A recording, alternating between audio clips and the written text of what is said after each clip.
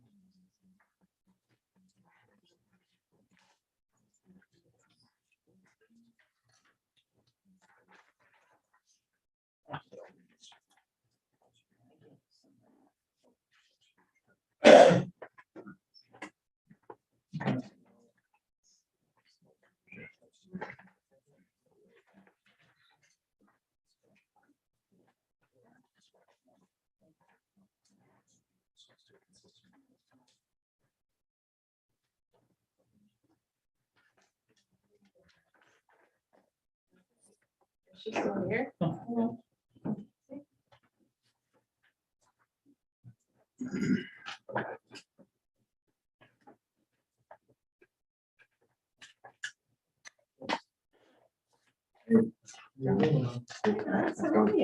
Good.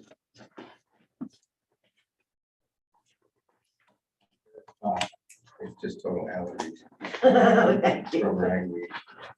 Thank you. Tested twice. It's not COVID. Well, that's a good thing.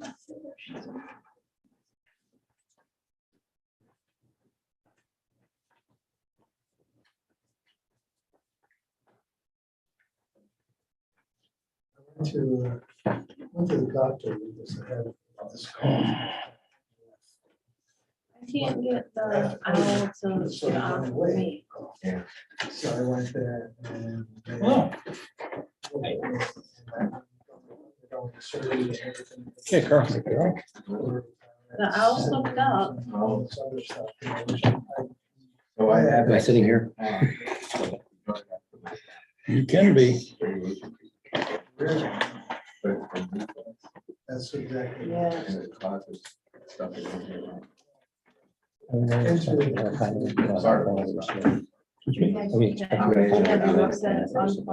Final review, will we do it? Pass a resolution tonight? Yes. You smoke.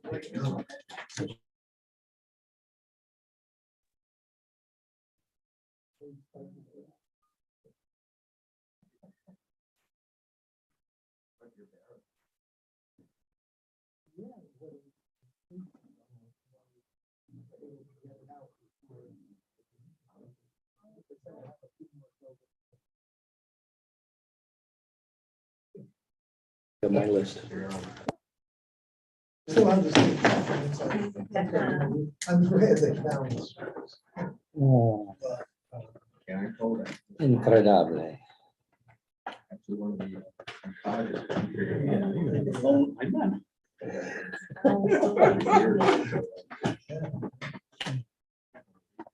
So what else are you working on? Oh, gosh. Everything. They scoped it out. They don't. I tell people I'm glad about that world anymore. Culverts, bridges and parks. Oh, They were sleeping. Oh my. Lions and tigers. Well, I tell you, I was at work and I was just happy saying, I used to Can you do turn the highway owl engineering to and that way? transportation. And this younger person on that data team Try to looked at me face and it goes, that way. that's so cool. No, it's not rotating at all. Owl's not working. Yeah, to live in a world anywhere someday, we can just simplify. And it's actually so nice. It's just. It's like a fun for a given day. Yeah, Yep. I always play spinner. That's what you are. Is it turned on now? it's still facing, it's facing over where we're sitting. Where Valerie and I are sitting. You're on and off button right there. That lit. What's that? Yeah. Quick question. Yeah, it's on. Is it?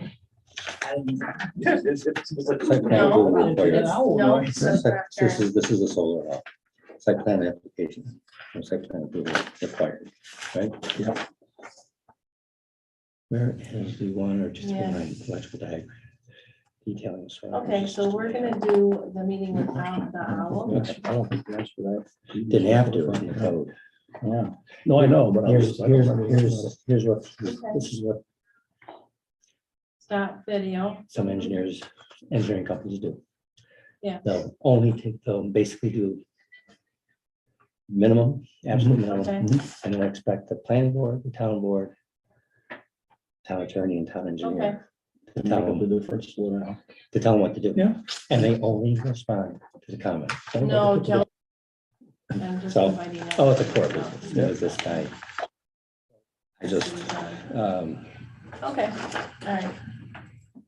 Thank you.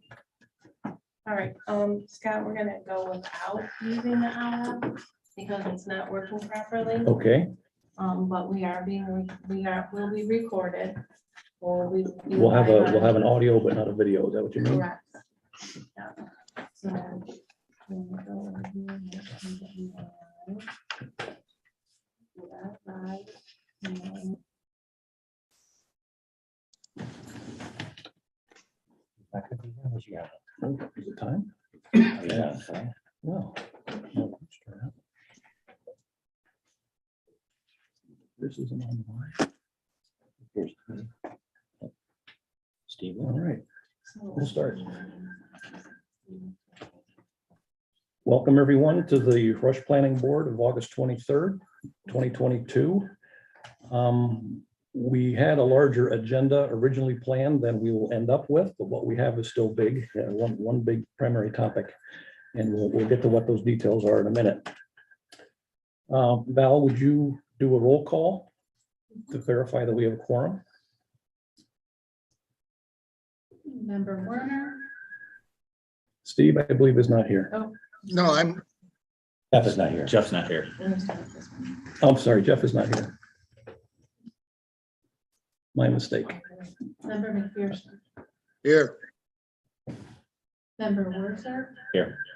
Deputy Chair Hess. Here. And Chairman Stock. Here.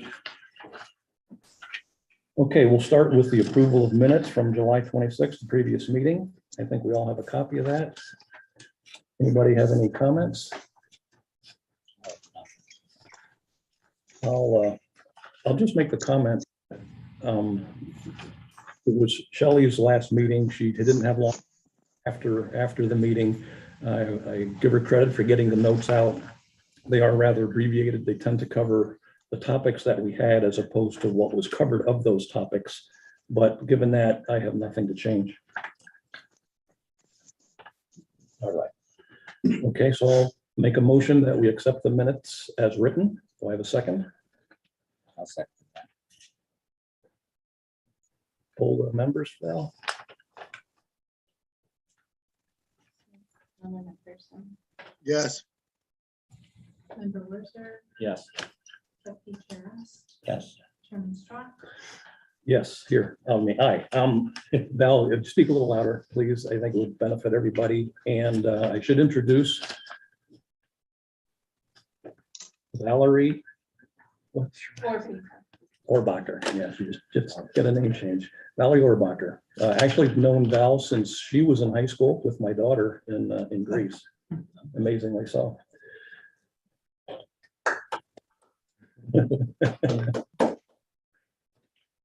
All right. The first item on the agenda tonight was a public hearing for application 2022-06P, which is a 7 lot subdivision. That has been postponed. We actually had on the agenda in July, and it was tabled because we lacked some information.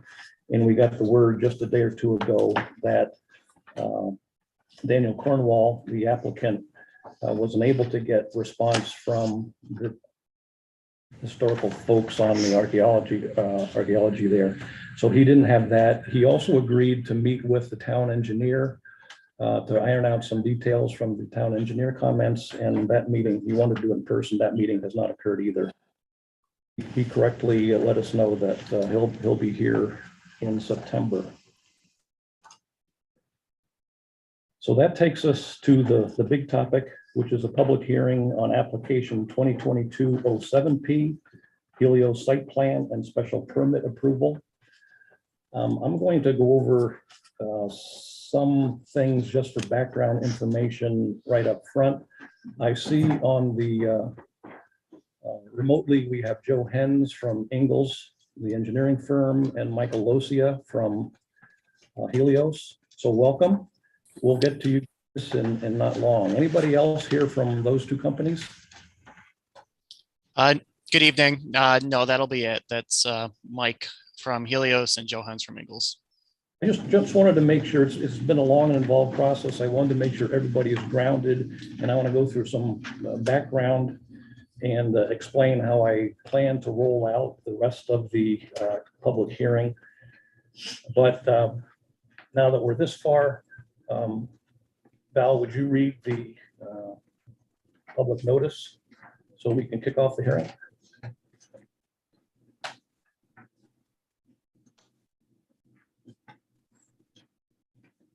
This is for the Helios solar. Correct? Excuse me? Correct. Is this for the Helios? Yeah. Application 2022-07P by Helios Rush Solar Farm LLC for the site plan and special permit approval of the proposed construction of a 5 MWAC solar facility, including an associated porous access road, fencing, evergreen screening, and electrical equipment.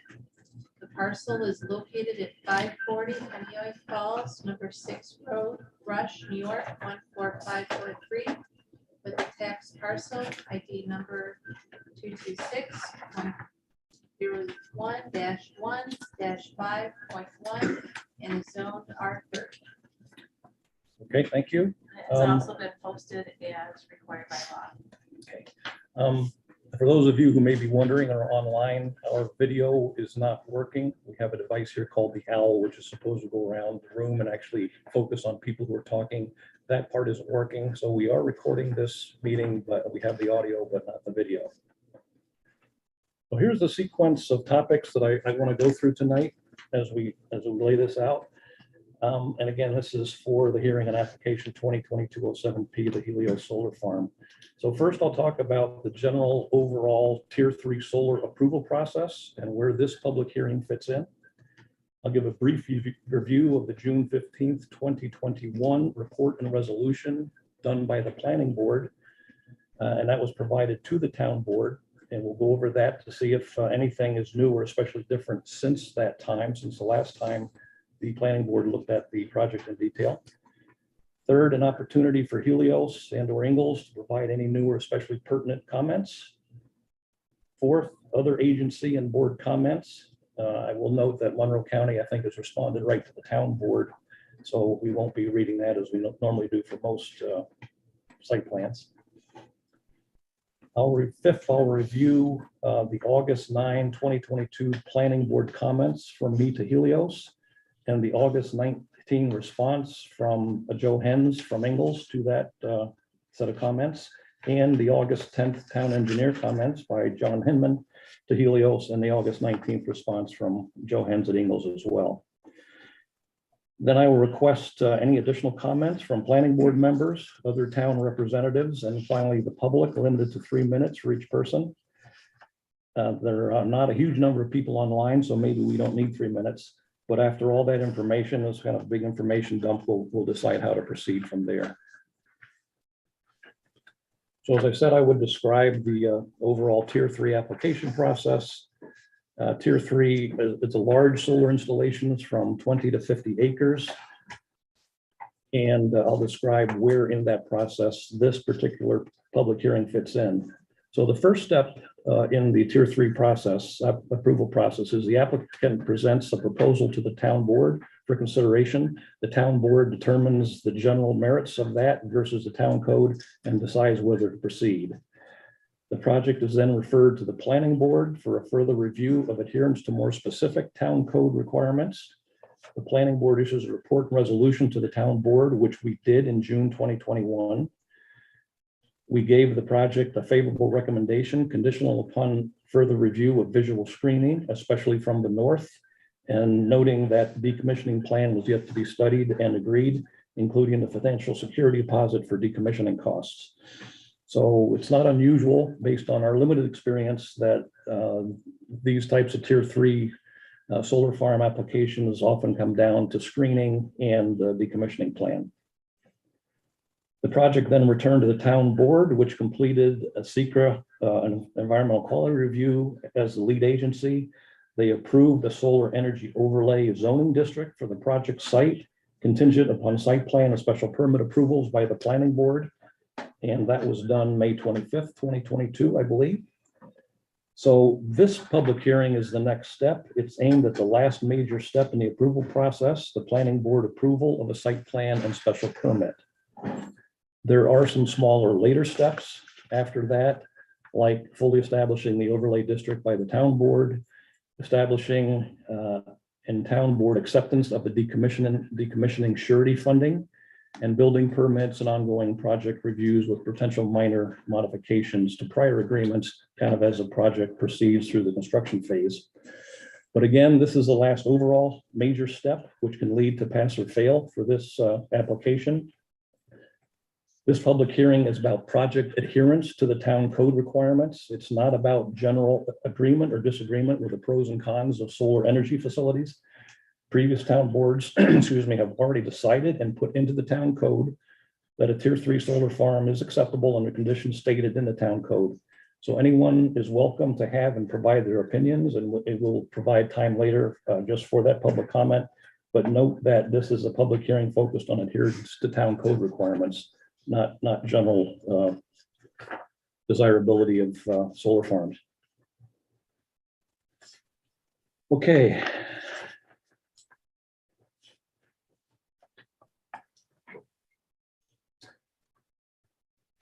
Next step. Helios or Ingalls. So Joe or Michael, would you like to make any comments at this point? Yeah, good evening. I could just jump in, and maybe the easiest thing would be to explain some of the updates we made to the plan since this project was last in front of the planning board. I don't know if you can see my screen or not, but I could even pull up the new layout. We could compare it to the old one, or I could just describe the changes. Have a screen, doesn't have your images on yet, just has your name. Oh, okay, I can share my screen. Oh, it says it's disabled. To make him a host. Yeah. You make him a co-host.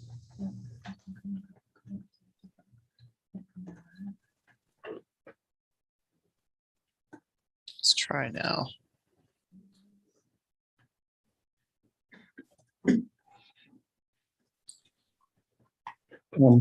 I actually went out of sequence, but just keep going, Joe. Okay, yeah, that's fine. However you want to handle it. Yep, and we'll probably have great agreement on what Okay. changed. So this is the layout that was approved back in, well, not approved, but was reviewed by the planning board back in June 2021. As you're aware, this project originally consisted of 2 arrays. So one of the comments, I believe, with the planning board was to reduce this down to 1 array, push as far away from Honeoye Falls Road, which is where our entrance is, and try and move everything back away from the road as much as possible. So that was the original intent of this layout. And as you can see, we're still split across this 50-foot wide right away for the gas company. We also had at that point approximately 560 screening trees that encompassed the entire array, with the exception of Woodruff Road, which was not, screening was not provided along there because of the existing vegetation. So it's been about a year. It's been a little over a year, actually. But the town board also had a very thorough review of the project through the secret process. And based on that review, we ended up with the layout you should see right now. And the biggest change here, I think, is in addition to moving the array away from Honeyett Falls Road. The intent here was to also move some of the panels away from this low spot along Woodruff Road. You can see the existing vegetation line here, but the idea was to get the panels up the hill as much as possible and to limit that window of height that the screening needed to screen of the array. In addition, we provided screening around the entire array this time with a mix of trees. I believe on this plan, we're calling out a mix of evergreens. So you have Austrian pines, Eastern hemlocks, some deer resistant arborvitae to make a more attractive, natural looking screening. But we're also encompassing the entire array with the trees now and extending a little bit further down. Still works out to be about 550 trees approximately.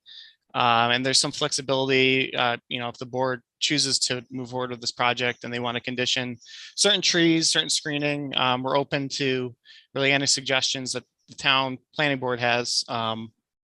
But this is the final layout that was reviewed by the town board.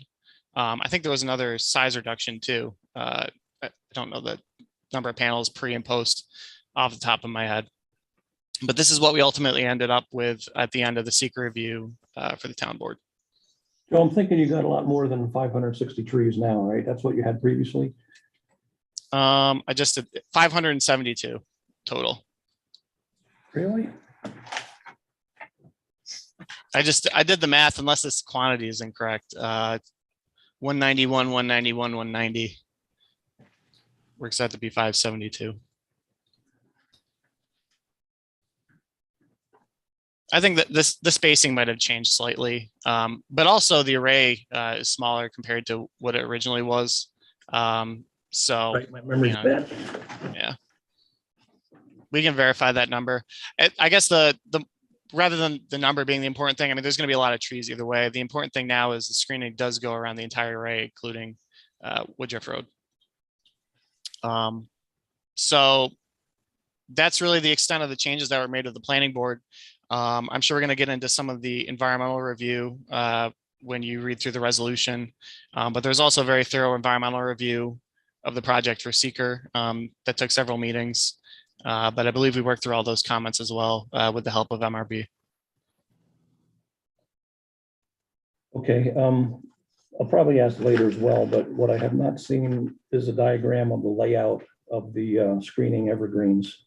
So I know they're 14 feet on center, but it's not clear to me, where they are relative to each other, the three different types and how they are sequenced. So I think we provided a supplemental vegetation packet earlier okay. this month. If you don't have a copy of it, we can share that again as well, if that's an outstanding comment. I checked online and the copy online did not come through on my computer. The images were. So I noticed too that you have, unless that's the only page that was supposed to be there. so you have a group A and a group B.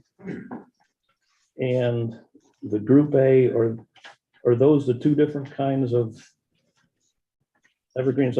It's not clear to me. The one sheet you have says the three different types are 14 feet on center, but yet I'm only seeing two sets that are 14 feet on center in the diagram. I think they're alternating, but I can review the planting plan again and get you a better answer, I guess, as you read through the rest of the resolutions.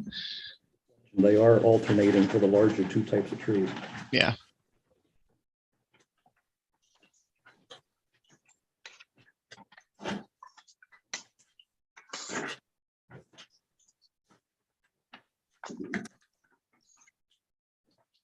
Okay.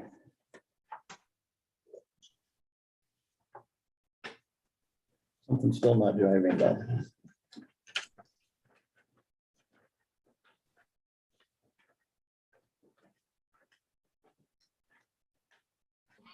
Because you have, maybe I'm missing something, but you have 191 Austrian pines, 191 Eastern hemlocks, 190 green giant, the arborvitaes. If the Austrian pines and Eastern hemlocks are alternating, their total ought to be 191, not each. I'll have to check the math on that and make sure we have the correct tree count. What's depicted here is the correct arrangement. But maybe this number needs to get verified.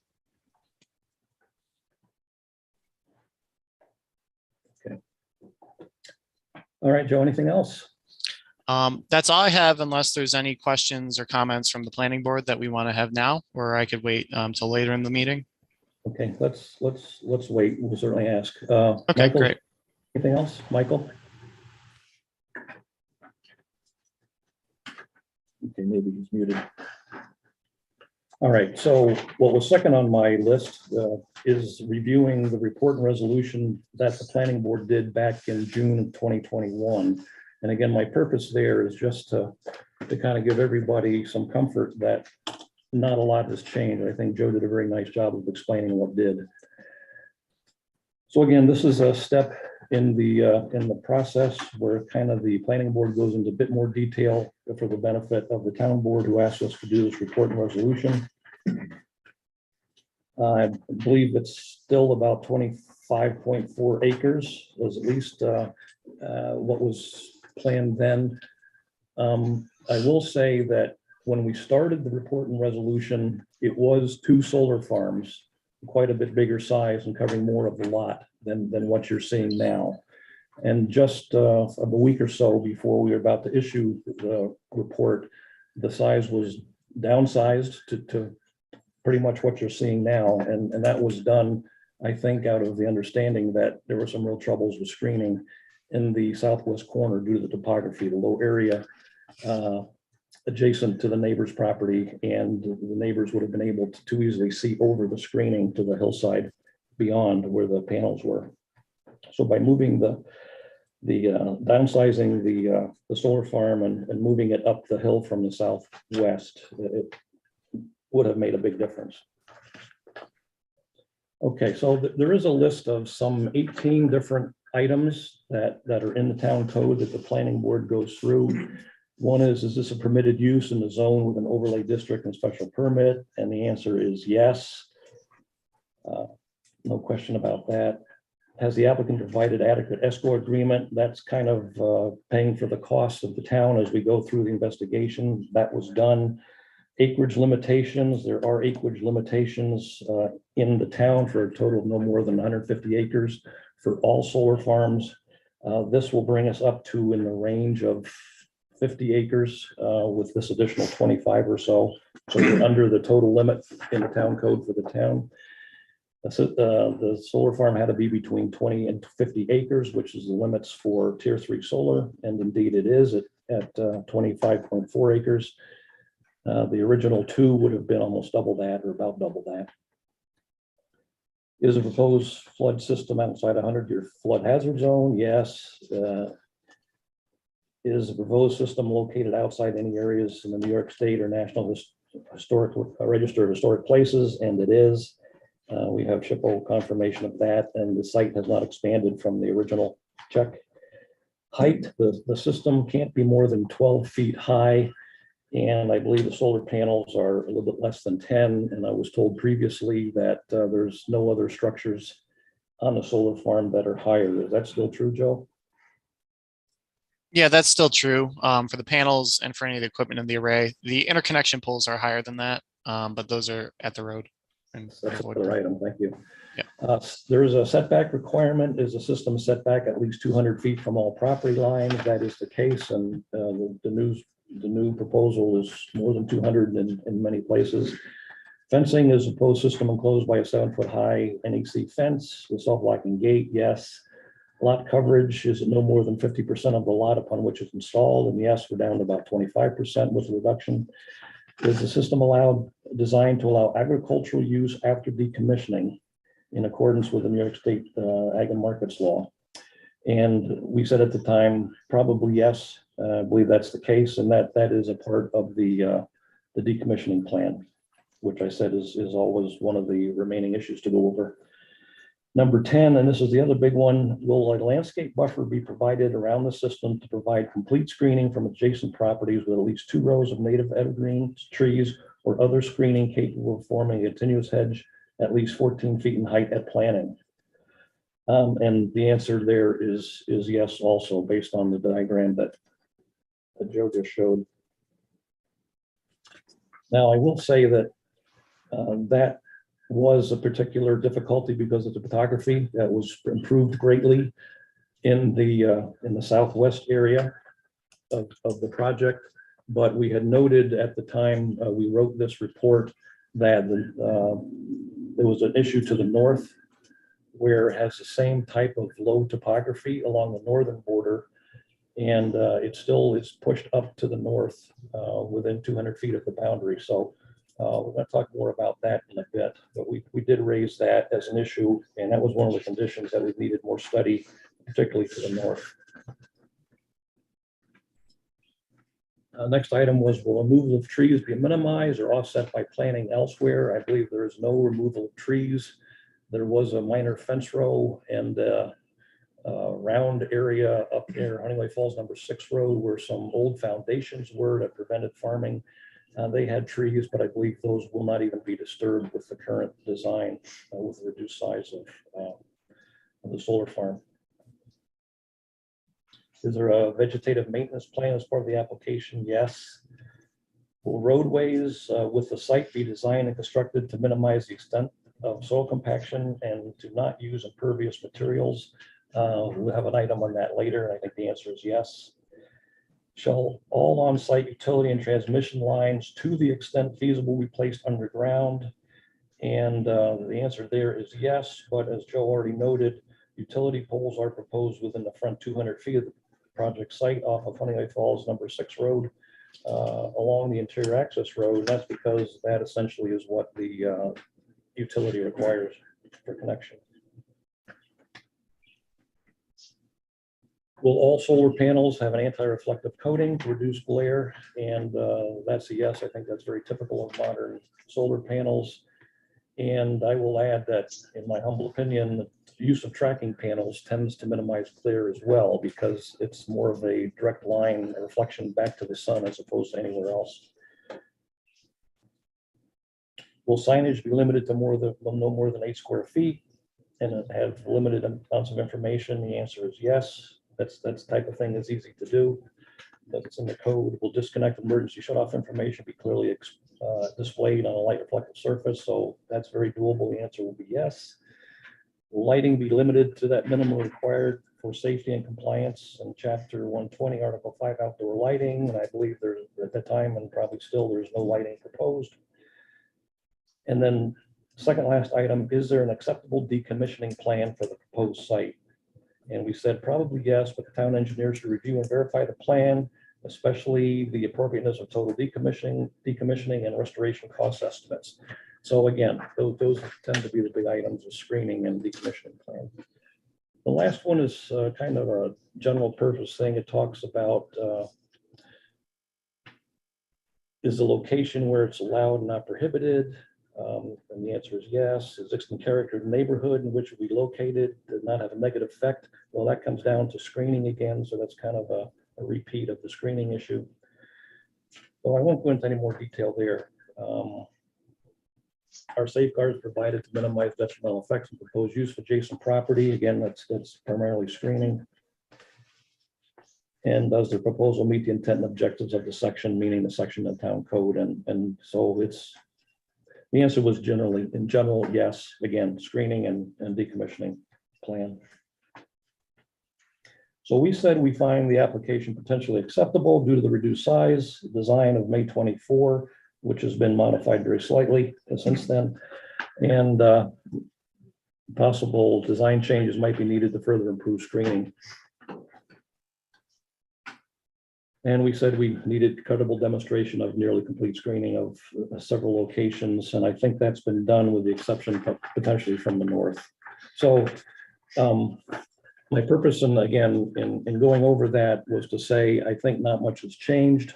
I'll ask you, Joe, and our board members, if anybody disagrees with the statement that not much has changed. Or at least what has changed is more screening and it's in the favorable direction. Yeah, I would agree with your latter statement. I think we really honed in on the screening through the town board process to improve the overall screening from what you reviewed initially, and hopefully to address some of your comments. So having said that, I'm going to continue talking for a bit more. So what I'll do now is go over the comments made by me to Helios and addressed by Joe Hens from Ingalls and also the town engineer, and the responses back.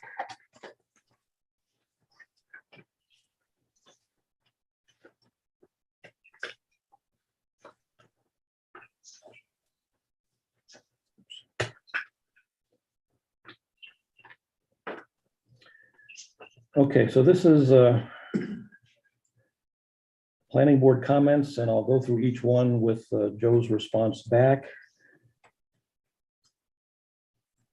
Item one was we rely on thorough evaluation of the decommissioning plan by our town engineers. Obvious, and the response was comment noted, which is all you can say at that point. We'll get to that when I go through the MRB town engineer comments. Screening. There's been much discussion, improvement of screening with a reduction in solar farm size, relocation away from the southwestern low area, and addition of evergreens around the whole solar farm. The board may wish to discuss the view from the north, which is also a low area with views from that adjacent property, potentially over screening or through the pipeline easement onto the hillside of panels to the south. I have not seen any visualizations of that view from the north, except for the distant view from Woodruff Road. So essentially, we got to the point where, you know, we're probably going to be looking for that and asking for that. Joe's response was, I think, very appropriate. He says the applicant has reached out to the landowner, Mike Zora, that'd be the landowner to the north. Pasture Prime Farms is the property, for favorable input on the proposed solar farm. Any correspondence will be forwarded to the town upon receipt. If requested by the landowner or the town, Ingalls will prepare a supplemental rendering of the view from the north. However, as previously demonstrated, the array is screened by the proposed plantings. So I'm not sure I understand that comment from the north, because at least I have not seen that visualization. It should be noted that Mr. Zora has not commented on the project and has had the opportunity to do so at many public hearings over the past couple of years. And that's true. It's a viable statement. Whether or not board members appreciate that fact or what they do with it is up to them. I think it is appropriate to note that, and I certainly will take it into account. The fact that Mike has not complained about it. So we'll get back to the view from the north.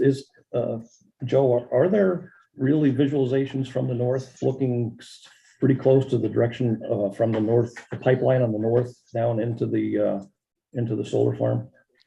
So we prepared, I'm sure the board's seen too, but even with the town board, we prepared several packages of renderings that included views from Woodruff Road.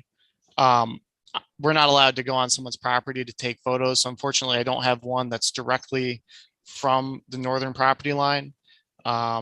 That's that rendering view that had the computer generated image overlaid onto an existing image. We did analyze a view from the north with the computer software, running a view shed analysis that way. And that didn't indicate really any issues to the north. The only area that you're going to have a small, like tiny little window of view into the array is through that gas easement. And that can be mitigated by just extending the screening up and down the easement as we did on the southern side. So that's something we could look at too. And like I said in our response, we're not opposed if that's something that the board's still hung up on. If you request another rendering, we could provide that. That's not an issue. I do have a number of photographs from the north, from Mike Zora's Pasture Prime Farm property. Yeah, when we responded to that, I had remembered back like a year and a half ago when we were talking about this. I think you had went onto the property, if I remembered right. Oh yeah, I did. He was very gracious and gave me a very nice gentlemanly tour back, I believe, in May of 2021. So I do have a number of pictures. We'll go over those later. Okay. And hopefully we'll take you up on your offer to make some visualizations out of those. Sounds great. Again, I'm not saying that if the solar field on the hill is visible over the screening, that it's a no-go. I am saying that we need to take into consideration, I think we need to have it as a part of the public record. Okay. There may have, I'm going on to a different topic now. There may, this is the same response from me and the planning board to Helios and Ingalls. There may have been more detail in previous application packages such as electronic components and boring holes and methods. Is Helios aware of any security issues with Chinese Huawei components and avoiding such components? Can that detail be provided? And the response from Joe was, Next Era is our partner on the project. They will be building the development and operating it for the life of the project. I can confirm that we do not use Huawei inverters, nor do we procure panels produced in China. That was a surprise to me because I thought most panels came from China. But anyway, we'd be looking at Trina or Helian panels and Delta inverters. This is subject to change based on availability and pricing in the market, but the above statement remains true. We're securing thousands of megawatts worth of panels at a time. The actual location to a project is not known until we get the discretionary permits or the discretionary permits are in hand and we can invest in the detailed engineering.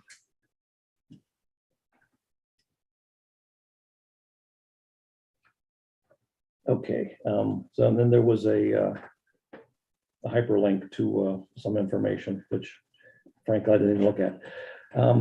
We had the question of the driveway stone material seems unusual. Is there a reason that standard DOT materials like crusher run is not specified? And the answer was fairly obvious. The access road is meant to be pervious. Using crusher run would make the road impervious. So it looks like that is indeed the right intent. Next item was there should be more specific reference to the pipeline easement, especially its width. We may be able to suggest a reference from a close neighbor to the north, who happens to be sitting to my right. And the response was the pipeline easement width is called out on the updated plans, so that was added.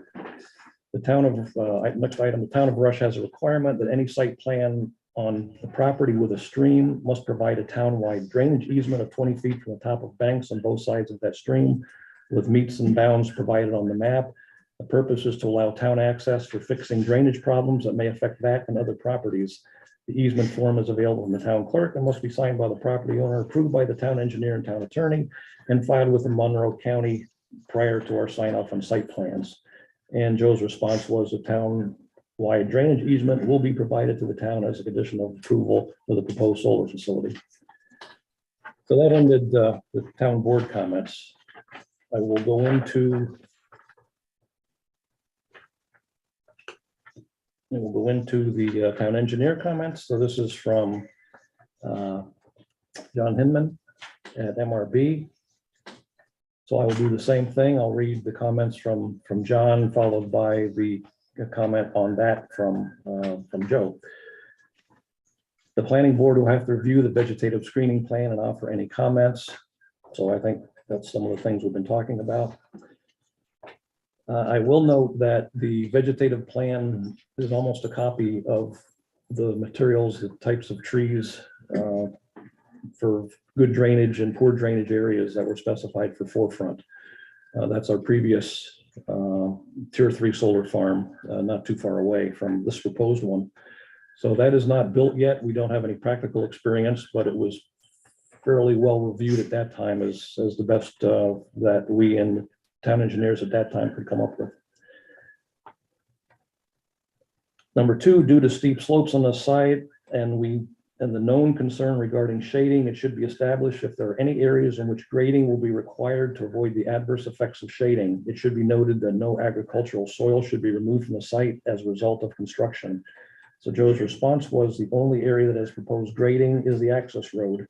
A note has been added to the site plan stating that no agricultural soil should be removed from the site as a condition of construction. Number 3, the spacing dimensions between the PV solar panels should be clearly called out on the plans as well as other required dimensional information for the planning board's review. This information is to confirm that the applicant is in compliance with all setback requirements, all New York DEC requirements to consider the PV panels semi-permeable and to give the planning board reference to the scope of the project. So the response back from Joe is setback requirements and proposed setbacks are listed on the site plan. Dimensions for panel spacing has been included on the plan to show that the panel spacing meets all New York DEC requirements to consider the PV panel semi-impermeable. The pea gravel diagram detail for the drip edge of each row has been added to the detail sheet of the plan set for any areas where the slope is above 10%. Number 4, silt fence placement should be revised to show the J-hook method of placement to avoid long runs of silt fence. There should also be revisions due to the fact that there are areas where the silt fence is placed uphill and within a wetland. The response is the silt fence design and location has been revised. Number 5, the location of the Knox box should be shown on the plans. In response, the location of the Knox box is shown on the updated plans. So what's a Knox box? Anybody want to tell me? Yeah, that's for the fire department. There's a set of keys in the Knox box by the gate. So in an emergency, if the fire department needs to access the array, they will have access to it.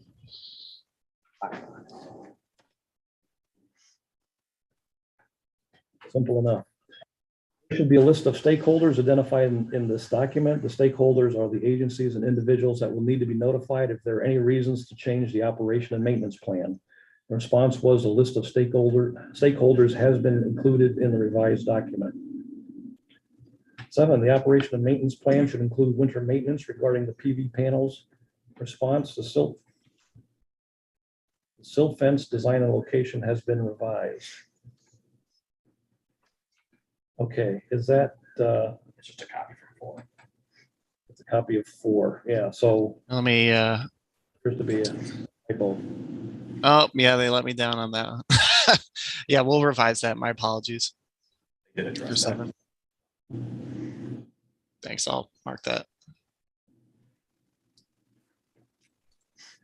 Okay, 8, a list of all hazardous materials and safety data sheets will be required. The application of each hazardous material should be specified.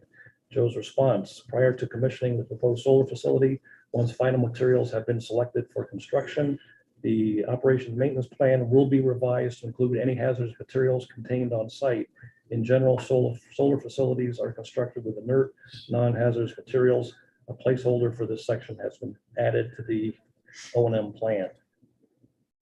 Number 9, spill protocol should be established for hazardous material and included in the operations and maintenance plan.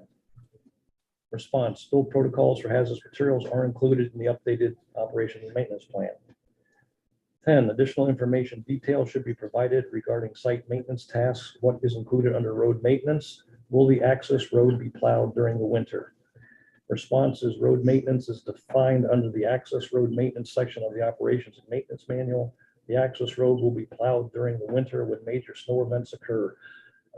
Seems to me that ought to be a little bit more specific than what's a major snow event, but by no means is that a showstopper. I don't think you would need to plow something like this every 3 inches, like a residential driveway often is. It ought to be something probably between 5 inches and 12 inches or something like that. Yeah, I agree. We can add a definition to the O&M manual for what a major snow event is.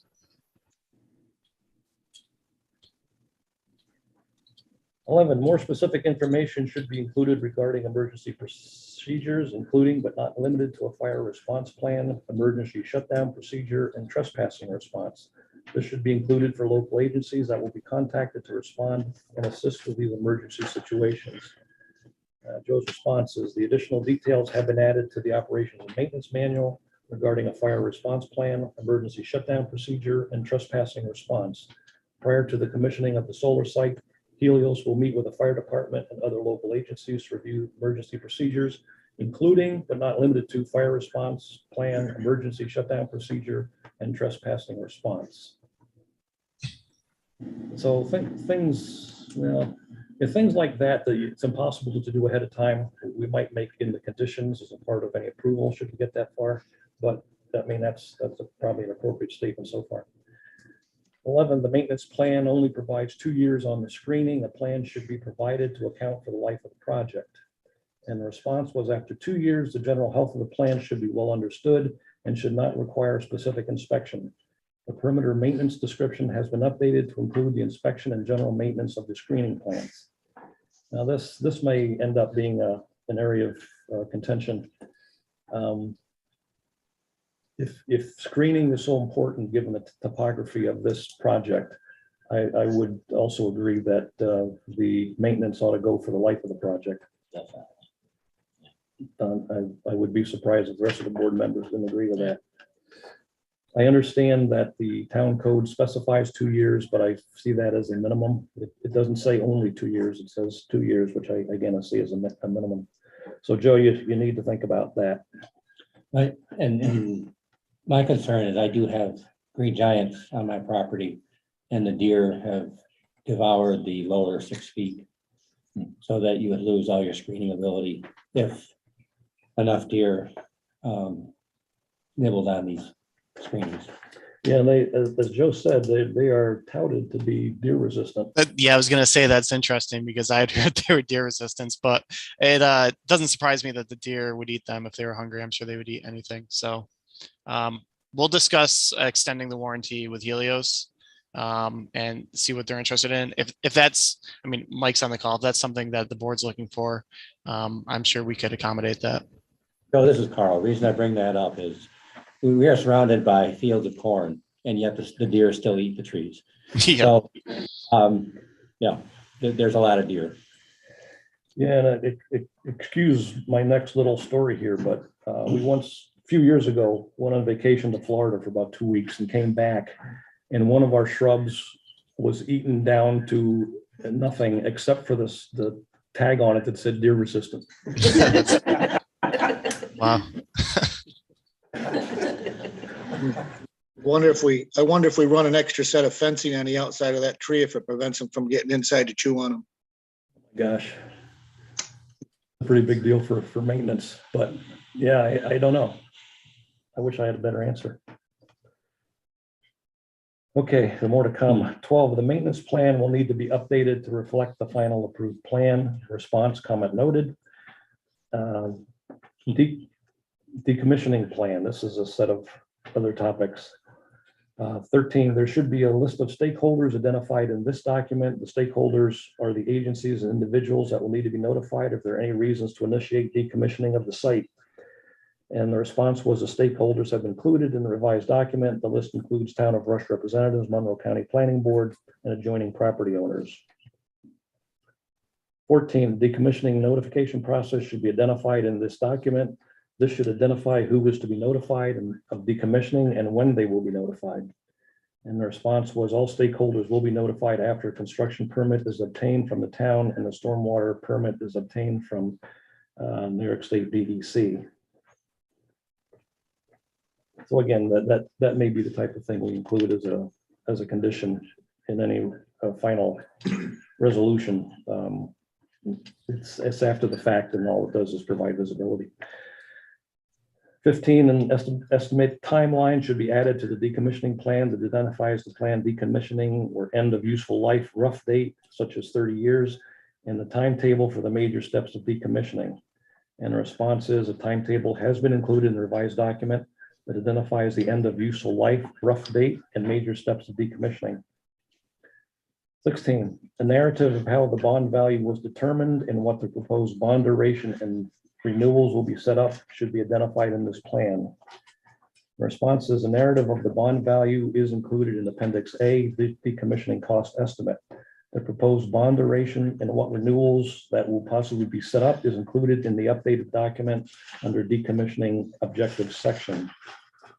I know, as I keep saying, the decommissioning plan and cost estimate is continuing to be discussed. Trying to remember. So I think as a result, yeah, okay. So you did come back, Joe, with a revised proposal. The cost estimate actually went down because quite a bit of salvage value was included. Now, salvage value is not something we generally like because it's so uncertain. And it's tough for if the town gets stuck having to do this decommissioning in the future. It's kind of tough to assume we're going to get that. So I think that needs to be considered as the inclusion of salvage value. And I have a question too. Okay, Steve, this is Steve McPherson. Yeah, sorry to interrupt you, Scott, but I had a question on 16. They're talking about bond value, and I thought as a planning board that we decided that would be a letter of credit. Because I see items 16, 17, 20, and 21 under the decommissioning plan talk about bond and surety. So if I'm not mistaken, I thought that was supposed to be letter of credit spelling. I appreciate you bringing that up, Steve. So what Steve's referring to is a letter of credit is what has been used on the previous tier 3 solar farm that we approved a couple of years ago. And we know there's a difference between letter of credit, and that's generally less liked by the provider of the credit, meaning Helios, and more liked by the potential recipient, meaning the town, than a bond. So there is a possibility the planning board will come to the conclusion that we would want a letter of credit as opposed to a surety bond. Or we had previously also talked about an option of a surety bond with features more similar to a letter of credit. But that's something else to talk about with Helios. Joe is. I can answer that if you allow. Nextera would be the owner operator of the facility, and they have no issues with the letter of credit instead of a decom bond if that's what the planning board prefers. Well, thank you very much for chiming in on that. That makes life a lot simpler. And that was Michael Losia Yes. talking, right? Yeah. Yes, thank you. Thank you. So again, what is the company operating it? Nextera. Next era, right? I remember reading that.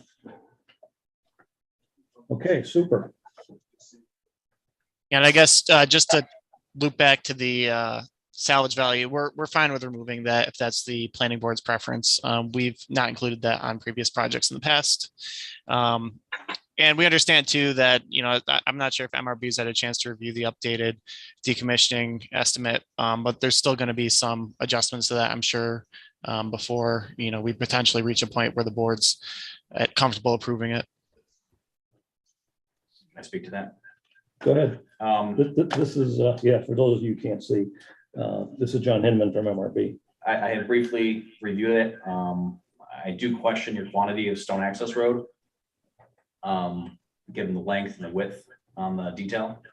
Okay. I think be much higher, so please revisit that calculation. And I think the board members and I kind of are still sitting on that.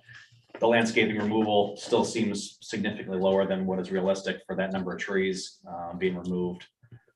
You know what, this is Scotty. What I would appreciate is kind of an estimate per tree, what it's assumed that it takes to cut down a tree, presumably get it chipped, hauled away, and then somehow get rid of the stump, whether that's by grinding or digging it out.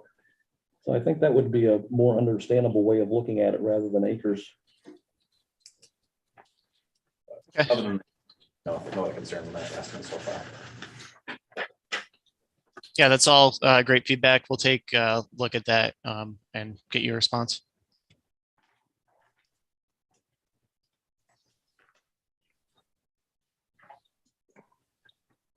Thank you. How fast does an Austrian pine grow? A foot a year? 6 inches? Yeah. Yeah, those could be some big trees in 30 years. And I've dug out my share of stumps with a backhoe and ground out my share of stumps as well. It's a pretty big deal, especially in the soils around here with a lot of rocks, which damage carbide blades on grinders. Okay, it is recommended that bond be required to be reviewed and revised after construction is complete to account for any field changes and possible additions that should be made in the estimate evaluation. The response was comment noted, so no problem. 18 is recommended that present day photos prior to any ground disturbance be added to this document and identified as a required state that the site is to be turned to. It is also recommended that as-built drawings that identify the layout of all structures above and below ground should be made part of this document in case that the town is to be the agency to perform decommissioning of the site. The response is a present day photo has been added to the appendix of the updated document along with a section for as-built drawings. 19 is recommended that a separate decommissioning agreement be signed by all parties, parentheses, the town, LLC owner and landowner, to agree to the terms of decommissioning. This would need to be coordinated with the town's legal counsel. Response is a decommissioning agreement shall be written up to be reviewed and signed off by all parties prior to construction. 20, it is recommended that the end of life 30 years value of the decommissioning bond be provided as the initial bond value, assuming average yearly inflation rate is 2%. Quotation marks, current inflation data is approximately 9%. And the bond, end of quotes, and the bond value time 125% is at that time, the number was $340,230.40. The 30-year value would be $616,280.28. So recognize that that needs to be worked out with some of the issues like the stone amount, the per tree cost, removal cost that we talked about. MRB finds that the unit price for decommissioning items may be undervalued, landscaping removal, and would recommend that supporting information or calculations be provided to better understand it. We talked about that. It's also not clear how disposal costs are factored into the estimate, as this will be a significant cost for the town to undertake. So Joe said the 30-year value of the bond has been included in the update estimated, along with the initial value of the unit price of each item has been updated and logic behind the unit price included with the updated estimate. So it's a work in progress, but we are making progress. Number 21, the decommissioning surety shall be in place for the full life of the project, 30 years, plus additional 18 months to cover the time needed for the site to be stabilized. The plan to establish the surety and the terms related to it will need to be confirmed by the town attorney and adopted in a separate resolution with the town board. Responses, comment noted. 22, a note should be added to the decommissioning plan that states that the owner of the Helios Rush Solar Farm and the affiliated LLC will comply with any and all laws, local, state, and federal, that apply at the time of decommissioning. The decommissioning plan is to be kept current to reflect any changes to requirements that govern decommissioning of the PV solar site. Response, note added to revised document, or noted and added to revised document. 23, it is recommended that the decommissioning value be required to be reevaluated immediately after construction to reflect any changes to the project that may have resulted from coordination with utility companies, field changes, or due to supply chain issues. This review should be sent to the town to review and approve prior to closing out the building permit. Response, comment noted. This is SWIP, SWPPP, the Stormwater Pollution Prevention Plan document dated November 11, 2021 will need to be updated to reflect the changes that have been made to the site plan and the arrangement of the PV panels and the vegetative screening. Response, the SWIP has been updated with the relevant documents. Okay. Any comments or questions, John, or anybody else that knows? I think that was very constructive.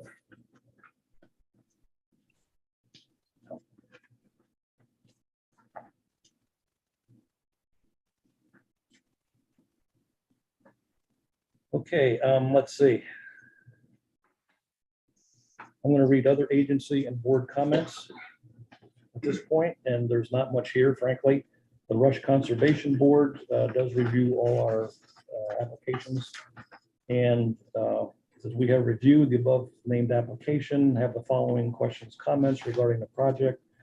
Loss of productive agricultural land, fairly obvious and something that is noted as one of the trade-offs in the town code. And asked a question of what kinds of trees will be used. I believe they do not have the benefit of having the landscaping plan that we have. And it's, lastly, they say they also recognize the overall environmental benefits of solar.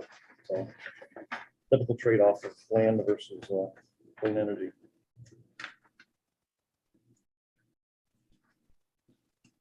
The last one I'll read is really a non-comment, and that's from the Rush Fire District Board of Fire Commissioners. I do want their opinion.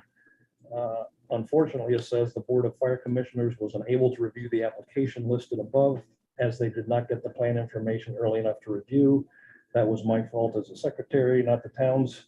The board will review at the August meeting on 8/16 and respond by 8/17. So theoretically, we should have it, but I did not see the updated copy. So that is something that's outstanding and we'll look for. Okay, at this point, I'll look for any additional comments by planning board members. Hey, Scott, this is Steve. I had a question. I don't know if you guys heard me. We were talking, there were several guys talking about the trees, the planting of the trees, and that the outside of those trees were gonna be chewed up by the deer. And I apologize, I'm on the Zoom here and I'm not looking at everything, but we have an inside fence around the panels, and then we have basically the 2 rows of trees, correct? Correct. So what would be the trade-off or the cost if we had an exterior fence about 5 feet from them trees to prevent the deer from getting in on top of them to chewing on them? I know it's gonna be a cost, but would the cost offset replacing the trees when they're chewed and then it's, screening is visible? I think that it may be, if I suggest part of the maintenance plan for mitigative, future mitigation, possibly, the typical deer fencing in spot locations to, if there's a pattern. But I don't see everything being chewed up. So that would be my suggestion, is just as long as there's something that may mitigate any future damage. I would expect it to be isolated, especially from the north, and from the west, from the treed in areas. That would be my thought. So. Yeah, I often wonder too about whether it would be better off with a fence on the outside. The downside is, of course, trees look better than fences to the neighbors, which is the purpose of the screening. Yeah, I have 9-foot deer fencing, and it is not as visible as chain link fence. So, Okay, so that would be a second type of fence. yeah, just a thought. Yep. Well, A consideration. yeah, let's say naively or selfishly, if there were a life of project warranty, we'd be forced to figure out worked. Yeah. Good point. Well, I worry too about, what if the 3rd year had a drought like we had this summer? And we had a 2-year warranty. It's pretty tough on, That'd be my pretty biggest- tough on trees. That'd be my biggest concern, at the expense that they're at putting all this screening in. 2 years down the road, some of it dies. I know. Kind of defeats the purpose. Yeah, I know that happened out in Bloomfield. It was a solar facility that lost pretty much all its. Really Screening. lost all its screening. That'd be horrible. Okay, anything else from planning board members? Does that answer your question, Steve? Or No, it did. I just wanted to put it out there for general discussion. So I think we've got a few ideas and thoughts, so that's good. I have a couple things. Okay, If I may. I guess, Joe, did you ever look at complete screening and what that would look like? In terms of what In specifically? terms of no visual leakage. The only visual leakage you're going to get based off of our view shed analysis, and I apologize, I don't think that was sent to the planning board, but that was something that we prepared for the town board, is that section along the gas easement. So the way that's being mitigated is on the southern side, like I stated earlier, is with the trees along the right of way itself, not necessarily along the fence line, but kind of running north-south. And that gives you enough overlap where you have complete screening around the array. Other than that, I mean, based on our analysis, I don't see there being really any issue. Even from the south too, now you have that existing hedgerow in place between the array and Honey Falls Road, which wasn't there originally, and that's almost even bermed up too if you look at the photos. So I think in terms of visuals, we're in good shape. Okay, I haven't seen that. So you're saying we have complete screening now, Yes. but the term nearly complete was used? Well, I don't want to say it's subjective, but trees aren't the trees themselves don't form a solid wall. There's branches, we're using evergreens, but I think with the way the array is located now, unless you know it's there, you're looking for it, you're not going to see it. Here's my thought is, if there were a look at complete, and I'll use that word again because it's in the code, complete screening. I guess I would like to have you come back and say we can't provide complete screening because of these reasons. I would like to see that. Just so we have something to have. Bless you, Steve. So to have something to hang our hat on as a board, to say that I'm just not. I haven't seen your latest visualizations. Apparently, you did provide that to the town. Well, board. there's a number of visualizations that were in some packet we got Okay. with colored pictures. I think maybe it would be helpful for the board, since there's been so many submissions for visuals and not just the renderings, but the view shed analyses. Maybe we could provide a comprehensive packet, including, it sounds like the board's going to request a view from the north that just covers the entire array, and that would put, I think that would put any questions to bed on the screening. We should get to my pictures in just a moment here. Okay. Because that's a nice follow-on topic. We have anything else? In the I do. meantime? I do. I was just curious, again, I think it was noted in the comments that stakeholders were not noted in the reports and the documentation, but they're also not on the plan. Is that correct? I don't see National Grid as the utility that you're connecting into. Yeah, the owner of the pipeline and the easement doesn't seem to be spelled out.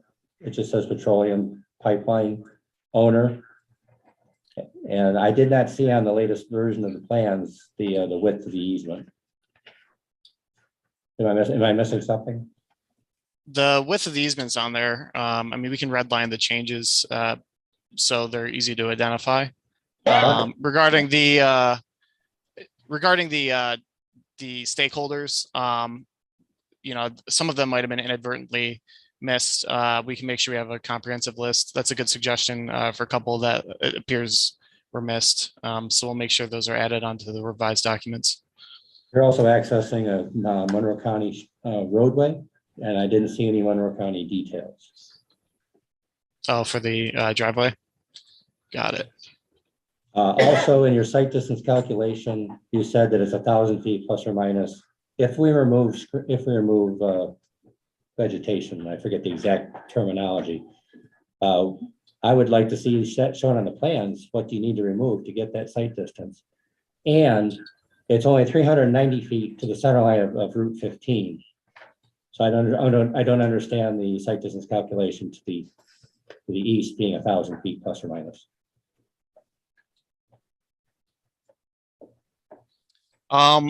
Site distance is usually measured back from the road. I think it's 14 feet. So when we reference vegetation clearing, that's just within that cone of sight. I think we have photos for site distance when we went out and took the measurements, so we could provide those too, just for further verification if there's some questions on those. It's important that if there has to be vegetation removed at the street to get the site distance, that should be engineered into your plan.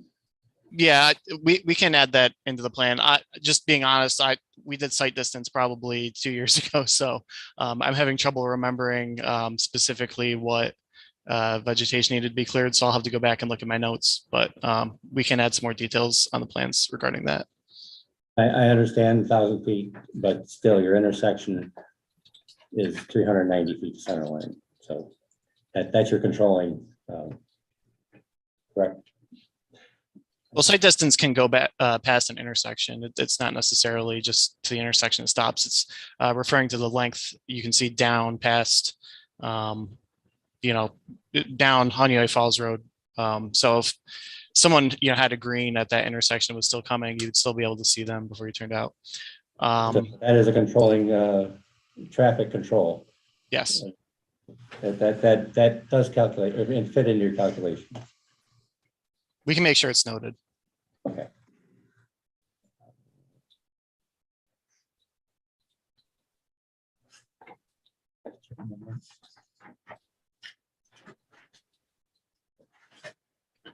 Oh, last thing, turning for a vehicle to access your site.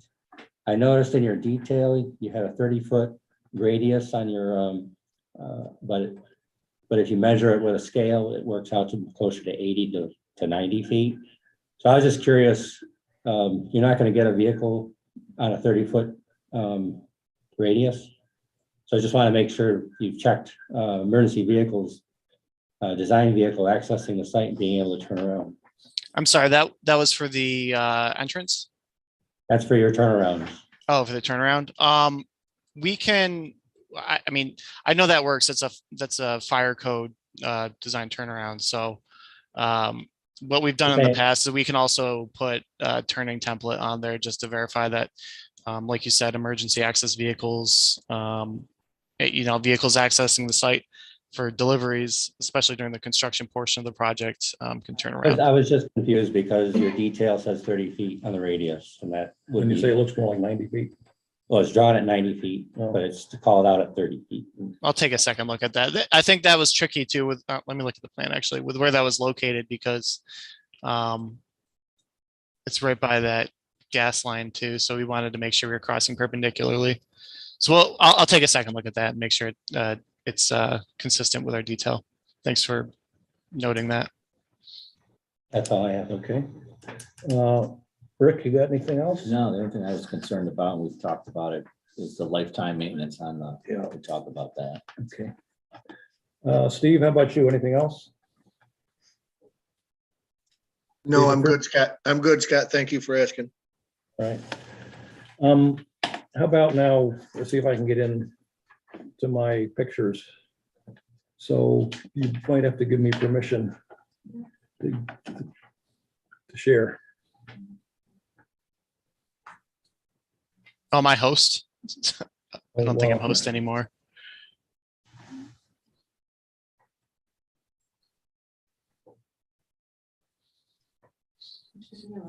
Should work.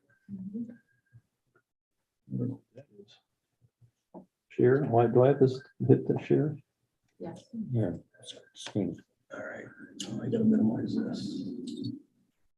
Get rid of this. I think we're in here.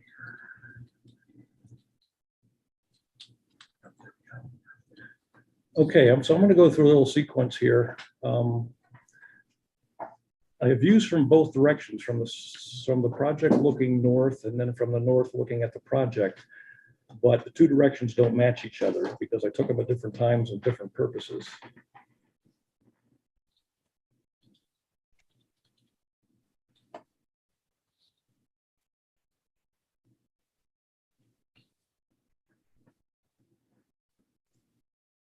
Okay, so this is from the project site. So this would be standing in solar panels here.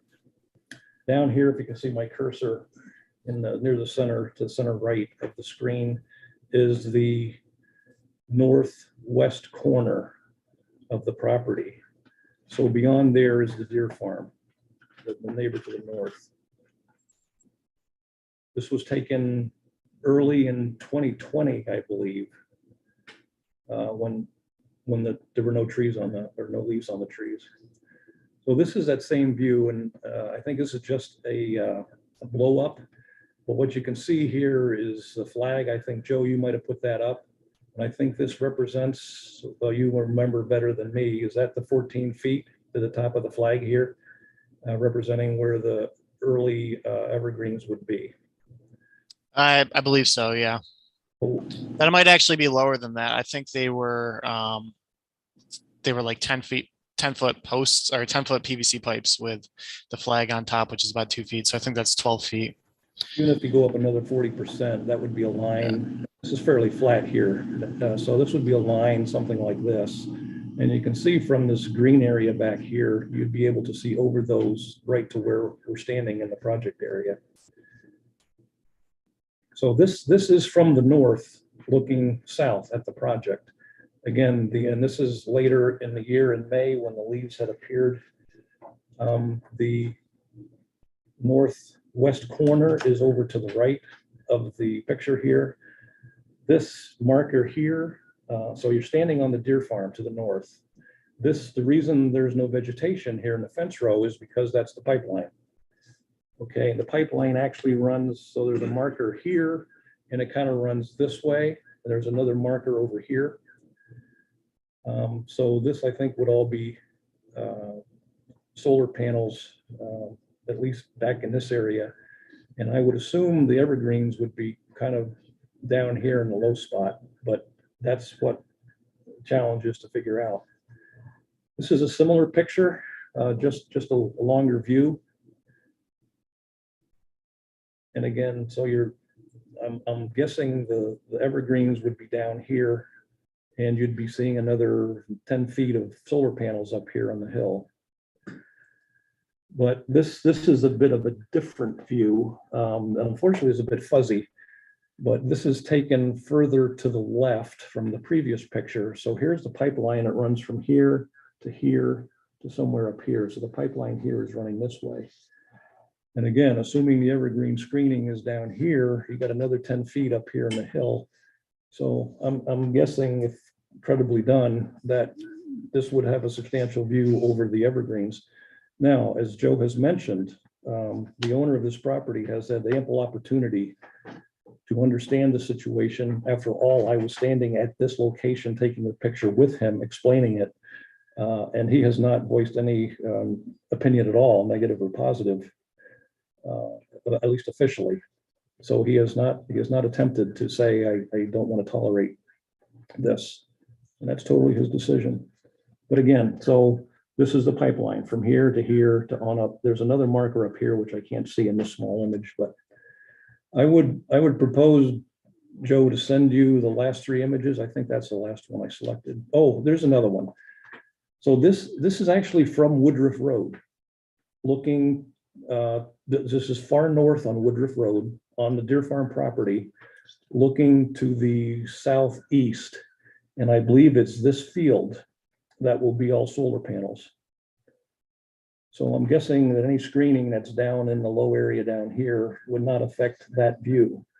So even from the pretty far north, I think this will be visible. Again, I'm not saying this is a killer, that's pretty far away, but I'm just thinking that that is visible. So my proposal is to send you these three pictures, this one, and this one. And if that's sufficient, I would appreciate if you'd try to put screening in there and panels behind it and see what we can see. I wish there were some marker here of what 200 feet away is and how high 14 feet is. Unfortunately, I can't offer that. Do we have an elevation? Did we ever, Yeah. what it was where you're standing, take the They picture have versus all the top that. of that? Yeah, I mean, I've done some of that on my own where I've tried to use topographical maps and draw in like a side elevation where you can draw a little stick figure on it and see whether they're looking over screening. See, this is similar, very, very close to where you're, so John, looking at your pictures, this is number 3.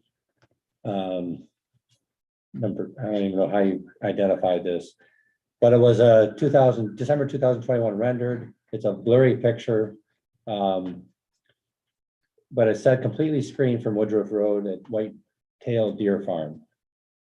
But the pictures that Scott just showed would go against what That's this one. your So statement. this is also from the Deer Farm. Right, so this picture on, it's not, I don't have a page. That's a big distance, right, Scott? That's Yeah, that's 1,000 feet or. Yeah, that's better. way back there. So this And is, in the summer, half the year, you wouldn't see anything. so this is all adjacent properties on the north. So, yes, it's your picture for the Woodruff Road at Whitetail Deer Farm. So that's very close to the picture that Scott is showing. Yeah, it's probably just north or south of that. It's just north, Just north. at the farm lane. Okay. Thank you. Mine is north, you mean? Yours is farther north. Yeah, that's what I At the thought. farmland. That's what I thought. Joe, it's location 8. What it will pick the picture he's referencing is location 8. If that helps you. Yeah, I can, if you want to share these photos with me, I can try and locate the array on there with our model. It's easier with the closer photos, but it's hard without a specific reference point, which is what we use to generate the previously prepared renderings. I'm looking for the I'm looking for the package you're referring to for the visual assessment. So there's right there. Supplemental 4/11/2022. So, yeah, there's a marker. So I don't know what marker that was, or I can't imagine it's still there because it's a cornfield. But this marker may still be there. So it's possible those could be used as a reference. The problem is you don't know exactly where they were located. At least not this one. And there's one further up here. Yeah, Okay. I mean, the 3D model is pretty accurate. As long as I can maybe identify where those trees are, I should be able to put together something. No, I don't know that you need this one, but I'll send it. I'll send the last 4. Okay. The ones that Yeah, drew- yeah. If you want to share whatever photos you have, we'll take a look at it, certainly.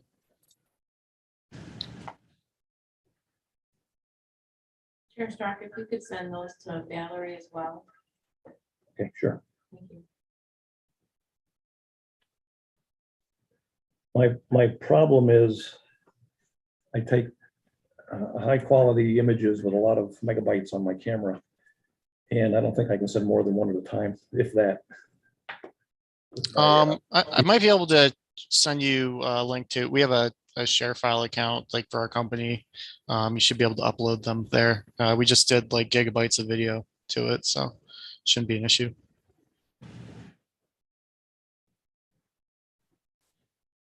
Okay, good. All right, done that job.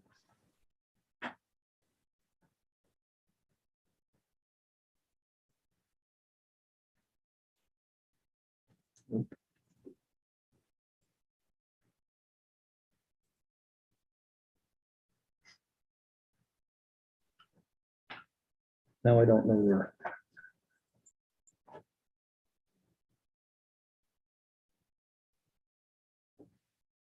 Maybe it's up there. My inability is showing. Anyway, you don't need to look at any more from me. I should stop sharing. How do I do that? The green button in the middle. It says share screen. This one, The green button at the bottom, this in one, the bottom, very bottom. The very bottom. very bottom. I can see it up there. Yeah. Oh, you can't see it on your screen. No, How about the top of, can you see the one on top? that, I have a green button at the top Yeah. and it says new share. If I hit that, will it go away? Well, that's right. You We're want seeing- screen we're seeing sharing? Cam's, not your screen.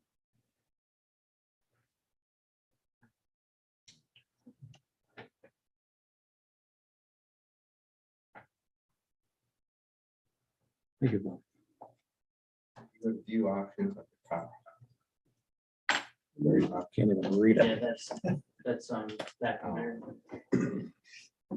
New share. That's the one. Yeah. Stop share. Oh, I just saw a red button. There we go. It wasn't a green button, it was a red button. I have enough trouble without even giving the wrong color. Okay. All right, so planning board members, I think we had our say so far. Other town officials. John, you okay with what we did so far? Anything else you want to share? Robert, Nothing further. Jean? I appreciate the detail that you guys went into, and bringing up the lifetime maintenance of the vegetation. That was a great point. Because you could see that in other projects around town where it has failed, and We have some astounding examples of failure. yes, and so that's a great point. And decommissioning plan, still being talked about, and the letter of credit versus the bond. Thanks again for bringing that up. I appreciate that, these things that we've talked about in the past, and the amount, and of course, the detail and the need for the screening. I appreciate that continued due diligence in that regard. Thank you. Okay, I think we're at the point now of opening it up to the public. I'm not a cell phone user generally, but I have this timer on my cell phone and I'm going to use it. So I have it set for 3 minutes. Do we have any comments from people in the audience present? And please state your name and where you live. Name is Al Choate. I live at 348 Niagara Falls, number 6 road. And I'd like to say, I think there are so many requirements, it's actually become a hindrance to a lot of development. I think the setback and the screening requirements are particularly severe. And I'd like this project to be bigger and quicker than what it is. And I also have some notes here from my daughter. I don't know if that gives me an extra 3 minutes or not, but she lives at 300 on Niagara Falls, number 6 road. Here it says, my apologies for not being able to comment in person as I am home tending to my sick child. I would like to voice my household support for the Helios Solar Project. As I do not have concerns, I do not think the onus is on me to build a case as to why the project should be allowed to proceed. However, if you would like more information, I would be happy to provide other written correspondence I have provided to the town board over the past 4 years with regard to solar in our town. I will, however, opine, as I have on record several times before, that I think the town's solar law as written is arbitrarily strict and excessive with regards to setbacks and screening. It would be disappointing if this project is held up by these requirements in the face of good faith efforts on the part of the developer to reasonably compromise if not meet these requirements. Thank you for receiving my comments. Okay, thank you. You did that very quickly. Out of both of them. You got 'em both? Well And done. if we could have Can a reclaim your copy time. of the comments, that would be wonderful. Thank you very much. Okay, anybody else in the audience here before I open it up? Yes, please, in the back. Yeah, Your I'm name and Joanne address. Scanlon, 1633 Rush, Henrietta, Town Line Road. Just a few things. This is the first time I've been here, but I've been watching this. This project is going on forever. And it's very, very frustrating that people from the town are continually saying, you know, we support solar, but anytime there's a solar project that comes up, it's constantly being blocked and rules are being changed to prevent it from happening. So just as a few responses to what you said today, as far as a salvage plan, you were worried about you being stuck with anything like the solar plant panels. 90% or more of solar panels right now are salvageable, recyclable. There are hundreds of companies right now that are recycling solar panels. That money is yours if that happens. You can recycle. The only thing, and even that is recyclable, is the concrete. You know, everything else, over 70% of a solar panel is glass. I mean, there's no reason to be concerned about losing money or cost with decommissioning. Ag land, over and over and over again. Agrivoltaics is still an option. The biggest problem we have is not that there's not enough food around here, it's that people waste so much food. That is a bigger problem. So if people want, grow your own gardens. I mean, people here in Russia have acres and acres of land that they own. These huge lawns, why do we need these huge lawns? You know, and I don't know what the corn that is grown there now is used for. But the majority of corn in New York State is being grown to make ethanol, not for consumption. And that might be what's happening here, I'm not sure. But there's plenty of corn in New York State. And as I said, they can continue to grow crops under those solar panels. So it's a double win. The farmer gets a steady income, plus either a tenant farmer or somebody can continue to grow on that land. That gives people who don't have the money to buy acreage for our land to get into the business. We need younger farmers, and that's the way to get that. Okay, then, let's see, for the view shed from that owner next door. If he's not concerned about it after all this time, why are we concerned? Why is the town concerned? That doesn't, it's his view shed. If he doesn't care, why are you putting up obstacles there? That's just crazy. And as far as the screening plan right now, it's saying the town, you said in the law is 2 years. Well, if that's 2 years, 2 years is the law. Why are you making these guys adhere to something as above and beyond that? I mean, you keep throwing out these what ifs, what ifs, what ifs. Well, you know. You need to wrap up. You got 14 Yeah. seconds left. It just, what if the hand of God comes out and wipes all the brush away? I mean, we can't keep going, what if, what if, what if? This is what we've got. Stick to the rules, stick to the laws, and, go from there, because it's not his fault that the law is what it is. That's all I have. Okay, thank you. Okay, John Morelli, 535 5 Point Road. My background is in environmental engineering. I've taught solar energy design. I've taught alternative energy design. A lot of, or some of what we heard just now is not true. And we can get into the details of that, but I'm concerned. One of the things that is concerning to me is that the question of when the law is created to say that such and such cannot happen or should not happen, is the intent to protect the current owner, or is it the intent to protect the land, the way the land's laid out? So, the gentleman, or assuming this gentleman that lives to the north someday will move or die or pass away, and that property will go on to someone else. So the question is about protecting our rights and the value of the land. So I'm concerned about that. But let me just jump. I mean, the thing that I wanted to speak about has nothing to do with that. I planted 6 Austrian pines in my front yard as a screen. I planted them 10, 15 years ago. They're 10 feet high. They're now 30 something feet high. They're beautiful.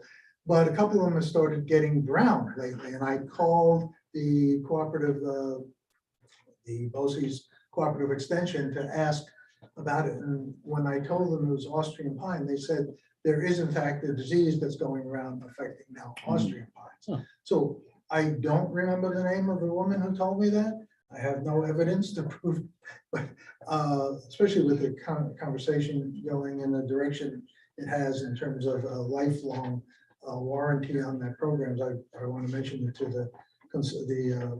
the applicant, because it's something certainly to be considered if it's an issue. That's all I need to say. Thanks, okay, John. thank you.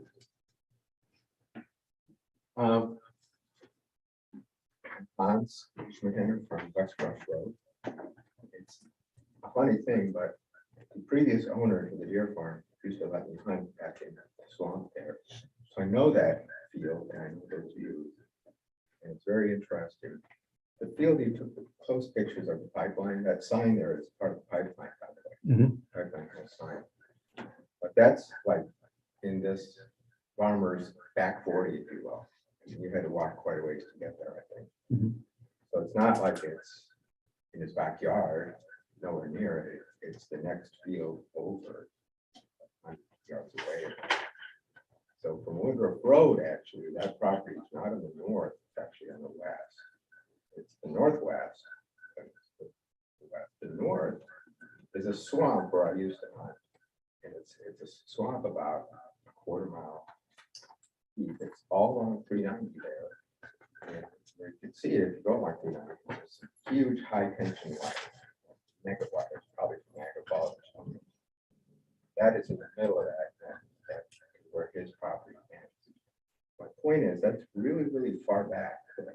The other view you had from Woodruff Road, I drove down there the other day, is obviously accurate, and somebody mentioned it looks like 1,000 feet away, or it's pretty far back there. And that's the view from his house and his barns and his front fields. So the only thing back there is swamp and that one field that you were on. And it's very far back. The other thing I wanted to mention is you could probably measure the height of that tree using some trigonometry. I remember high school.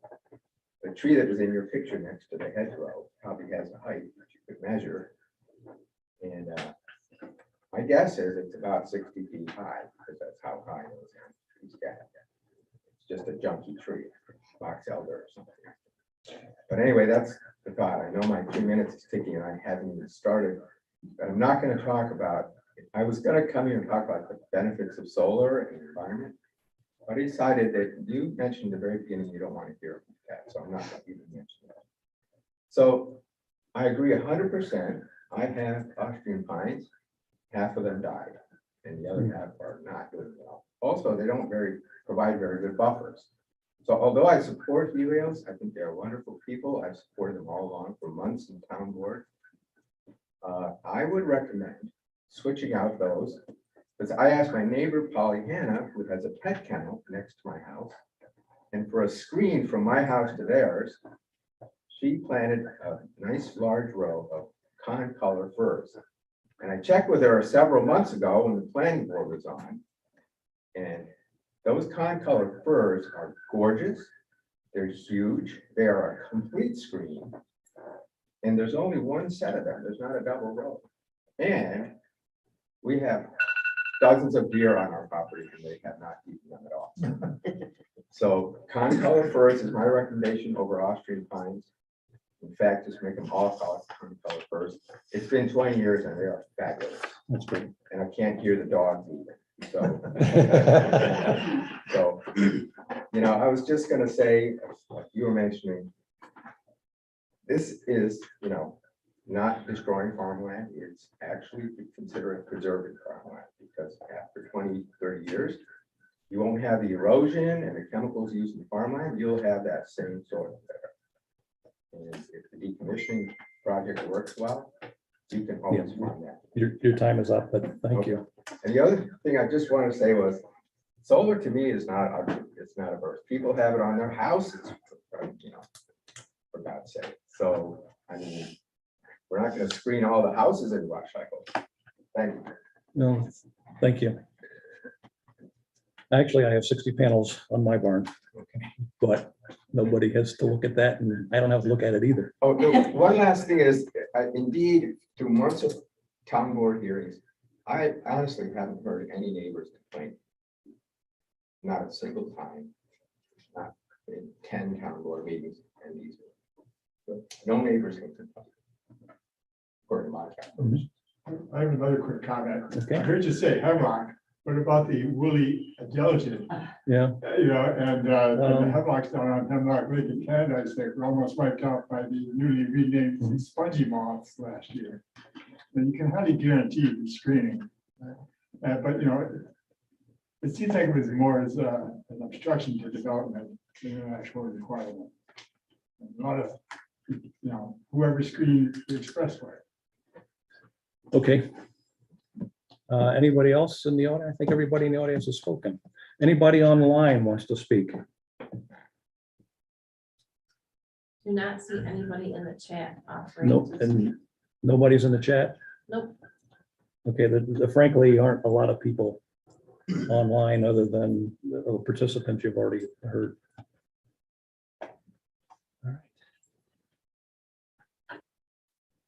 All right. So we have essentially wrapped up the information gathering that I had planned, that I could foresee.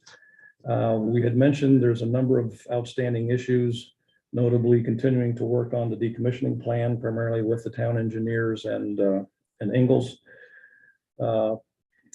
We have the images from the north that we want to understand what the view will look like, whether you decide it's good or bad or indifferent. We have a few other outstanding issues that we had talked about and agreed to complete. So I think at this point, there's probably not much option other than to table and come back at this in another month when we have a chance to get that information together. I forgot to mention the fire commissioners review. Do you see it that way, Carl and Rick and Steve? Agree, yes. I agree. I haven't had a chance to even fully review the submittal, the revised plans and information that was provided on 5 o'clock on Friday. Yeah, and I should add, I did mention, so the information from John Hinman and myself went to Joe Hens and Ingalls about the 10th and 11th, I think, and Joe came back on the 17th or something like that. So his turnaround was good. It just didn't leave us a lot of time. I think the turnaround was excellent on Joe's part, and the attempt to answer all the questions was done well. So thanks for that, Joe. But nonetheless, it's kind of anything this complicated with this many moving parts just needs more time of serious attempt. There was one thing I just had one. On previous plans, Joe, you had the number of panels that was proposed for, in that case, was solar 1 and solar 2. I did not see that on the revised site plan for the current proposal. And also, I still see references to solar 1. Are you still calling this revised development solar 1? Yes, the revised array is still solar 1, just for, consistency. We'll make sure we add the number of panels. I didn't see that was missed. Thank you. Okay, so I think with agreement of the planning board, I'm going to make a motion to table application 2022-07P by Helios Energy LLC, requesting a site plan and special permit for a solar farm at 540 Huntingway Falls, number 6 road, until we have one credible visualization of the solar field view from the north, including a pipeline and higher elevations to the east. 2, a diagram of the layout of trees used for screening with dimensions. 3, and again, I think that just as a side, that comes down to understanding whether that 14 feet on center is alternating or total. There seems to be a difference depending on what document you look at. Tentative agreement between Helios and the town engineers on the substance and total of decommissioning surety amount, with consideration of omitting subtractions for salvage and use of a letter of credit. And 4, response from the town fire commissioners. And 5, any other and all missing documents and items that we mentioned that I can't remember at this point. Do I have a second? Well, do we need to be more specific on those other documents? Or No. it's all noted in the. But the important part, we're tabling the public hearing, right? So it'll remain, Okay. open. It'll be lifted from the table at the next meeting. Sorry. It's okay. You don't need to specify exactly what tabling. Okay, I second. So do I have a second? I have seconded. Okay. Val, would you poll the members? Member McPherson, Yes. member Werzer. Yes.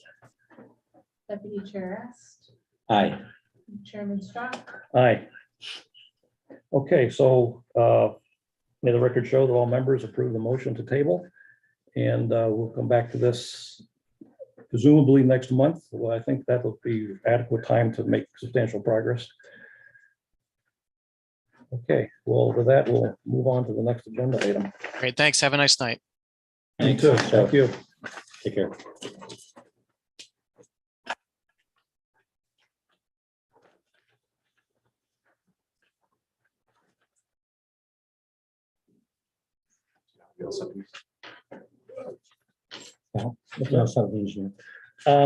Yes, we are. Thank you.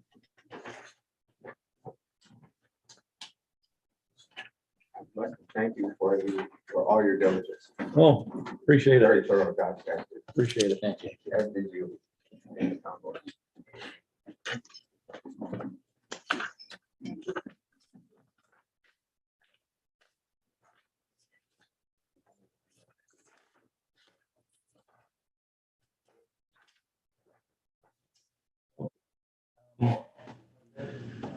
Some relatively minor things.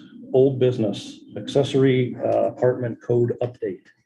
So I am, if you remember, that was proposed way back in a time when John Morelli was a part of the planning board, and we actually came up with a proposal for the town board way back in 2020, I believe.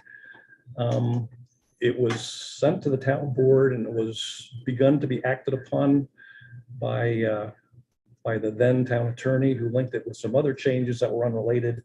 As a result, it kind of got delayed through the whole series of other things that the unrelated items really were not appropriate. So it's still hanging out there. September 6th, I have been invited to the town board to present the proposal for changing, updating the accessory apartment code. As I've said many times, those changes are minor, insignificant. They're not a change in what is intended. They're a change merely to fix some errors in the code, like requesting a conditional permit rather than a special permit. Conditional permit hasn't existed since anybody can remember in the town. So that should be a no-brainer. However, in doing the investigation of all that, I came up with some other things that I want to show to the town board. Things like two-family dwellings. The code is inconsistent and kind of limited in what is required for two-family dwellings. So I just want to point out to them what some of the inconsistencies and omissions are in the town code, get a feel from them if that's something they want us to work on, to correct at the same time.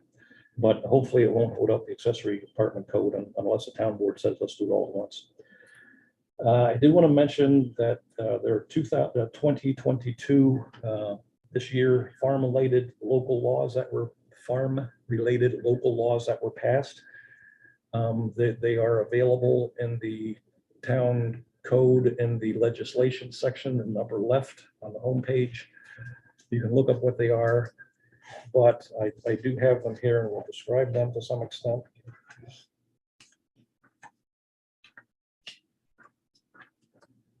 The first one is Local Law 4 of 2022. And these were adopted 6/9, June 9th. So this one omits 100 feet setback for certain farm activities and 300 feet for other certain activities, but retains building setbacks for all buildings. It allows it newly allows directly permitted buildings without special permits, like farms, particularly farm stands. So farm stands are now directly permitted in the code. They do not require a special permit by the planning board, but there are requirements for things like setbacks off the street and off-street parking for permanent farm stands, and has some requirements around temporary farm stands as well. It defines temporary farm stands. So in the section that this is I think is 120-7, which is for R20 residential districts. There is a list of uses allowed by special permit. Farm stands was one of those. Horticultural nurseries was another one. Those have been omitted as requiring special permits. Horticultural nurseries are farming. They are directly allowed in R20. And farm stands are directly permitted also under certain conditions, so they are no longer there. And of course, R20 special permit allowances carry over to R30 and RMD, for example. So it's the same for the other residential districts.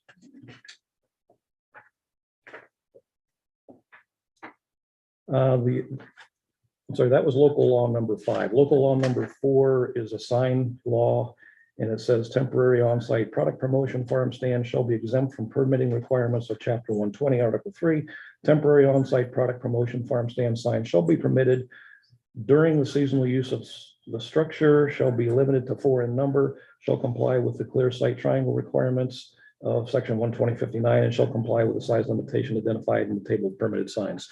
So essentially, farm stands now legally do not have to put up temporary signs under certain conditions. The one obviously which affects us more is the farm stands and then eliminating the need for special permits. Future meetings. Val or Pam, do you know of any applications that have come in? I'm not aware of any. None for planning board. Excuse me? None for planning board None for the planning board. Yeah, there are a bunch for the zoning board. versus the other one that you do know about. So- Field estates, right? There is the telecom tower hanging out there, the one on Moore property off of 251 near the Moore farm, actually behind their greenhouses, I believe. That has been much discussed. There is, and Robert's a bit more of an expert on this than me, there is an Federal Communications Commission section 6409, which discusses eligible facility requests, I believe. So That's these are relatively minor changes that are fairly well detailed in what they include. And for those, it essentially says that they must be approved within 60 days.